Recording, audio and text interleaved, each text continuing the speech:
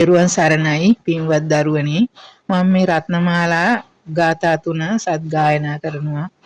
මේ ගාථා තුන බොහෝ බල සම්පන්න ගාථා තුනක් සුබ කටයුතු වලට සුබ ගමන් වලට පෙර මේ ගාථාව සත් ගායනා කරලා යන ගමන් බිමන් කරන සුබ කටයුතු පටන් ගැනීමට බොහෝ සුබයි ඒ නිසා බොහෝ ශ්‍රද්ධාවෙන් පංචශීලයේ සමාදන් වෙලා බොහෝ ශ්‍රද්ධාවෙන් මේ ගාථා තුන සත් ගායනා කරන්න උදේ හවස ඔබලාට ජය සිකුරුයි සත්තයි සිතක් සාන්තියක් යහපතක්ම වෙනම මම මේ ගාථාවේ තේරුමත් යටින් සත් ගායනා කරනවා උඩින් තියෙන්නේ ගාථාවේ තේරුම තමයි යටින් කියවෙන්නේ එහෙනම් ශ්‍රවණය කරන්න සංසාර සාරෝග විනීත නිසං සන්නීත සාතං සුවිසරදීසං සන්දීරකං සොන්න තනුපලාසං සංලාපදේසින් පනමෙහි සාසං සංසාබිගං කේවල මෝහනාසං සන්නාහ කම්මාර රණී විශේෂං සංසේවිතං දාසි මුදාරහාසං සංහාර ධම්මං පනමේ සදාසං සන්දාස ගන්නා සිත පාපනාසං සන්නාපදං සිංහත ගෝර පාසං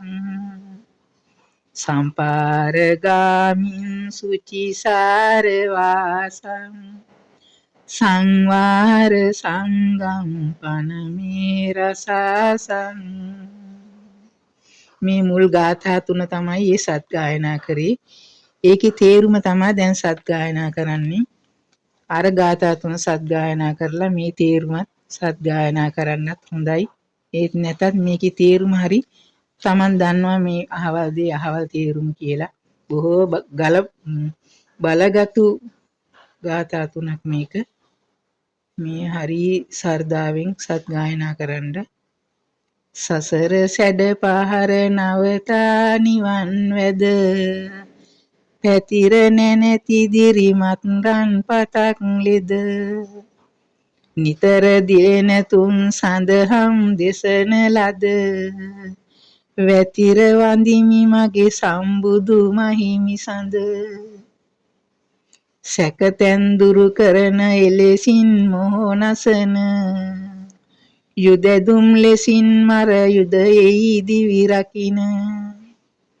ඇසුරින් සතුට දෙන කෙලෙසුන් නැති නසන නමදිමි බැතින් සිරි සඳහම් මිනිපාන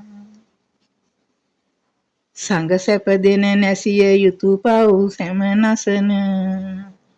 බව බැමිසුණු විසුණු කර නිති ගුණ පුරන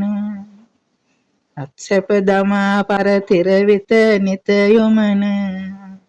වන්දිනිමි නිතිපතා පින්සරු මහා සංගන මේක තේරුම් ගන්නකෝ කල්පනා කරලා අපි සංඝ රත්නේ වන්දනා කරලා තියෙනවා ධර්මයේ වන්දනා කරලා තියෙනවා බුදුහාමුදුරුවෝ වන්දනා කරලා තියෙනවා බුදු සරණ මිසක් අපට වෙන සරණක් නැහැ දැන් මේ රටේ වීගෙන යන දේවල් වල හැටියට අපි වහ පින් කර ගන්න ඕනේ කල් තියන්න හොඳ නැහැ අද දේ හිතට කල් දාන්න හොඳ නැහැ හැම මොහොතකම හිතේ පින් සිතුවිලි ඇති කරගෙන පිනට දහමට ලැබුව මගේ දරු දැරියෝ සියලුම ලෝක වාසියෝ ලෝක වැසියෝ මේ පිනට බරව කටයුතු කරන්න ඕන ඔබ සැමට තෙරුවන් සරණයි සිතක් සාන්තියක් යහපතක්ම උදා වේවා මේ ගාථාව උදේ හවස සත් ගායනා කරන්න ඕගොල්ලන්ට